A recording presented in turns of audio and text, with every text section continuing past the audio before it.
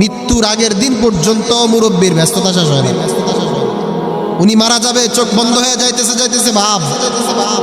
এরপরও ভাতিজারে ডাক দেওয়া কয়, ভাতিজা 2 ঘন্টা জমি দলিল করার বাকি আছে, এটা একটু তাড়াতাড়ি কর, আমার হায়াত শেষ, আমার হয়তো সময় শেষ, আমি মরে যাবো।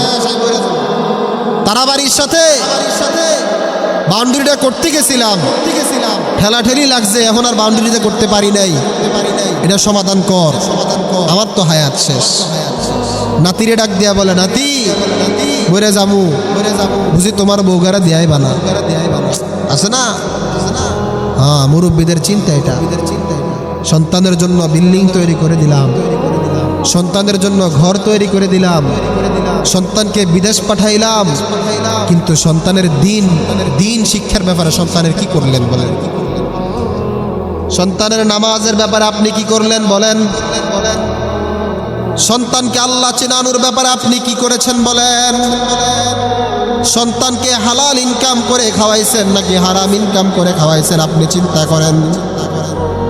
মুরব্বী বাবারা, আপনাদেরকে বলি, যেহেতু কোনো যুবক এই আয়োজনের মধ্যে আসতে চায় না, যুবকদের ফিকির হলো কোথায় নাচের আয়োজন করা হয়, কোথায় গানের আয়োজন করা হয়, কোথায় খেলার আয়োজন করা হয়, ওই সমস্ত অনুষ্ঠানগুলোতে আমরা যাব, নাচের আয়োজন শুনবো, গানের আয়োজন শুনবো, নর্তকীর নাচ দেখবো, মোবাইলে সারা রাত অশ্লীল বেহায়াপনার দৃশ্য দেখবো, ফজরের নামাজ পড়বো না, দিনের 8টা বাজে, দিনের 10টা বাজে গাধার মতো ঘুম থেকে উঠবে, আবার সারাদিন টুটু কোম্পানির মতো ঘুরতে থাকবে, মানুষের পিছনে পিছনে ঘুরবে, স্কুলের মেয়েদের পিছনে পিছনে ঘুরবে, মাদ্রাসার মেয়েদের পিছনে পিছনে ঘুরবে, তাদেরকে কষ্ট দিবে, তাদেরকে টিজিং করবে।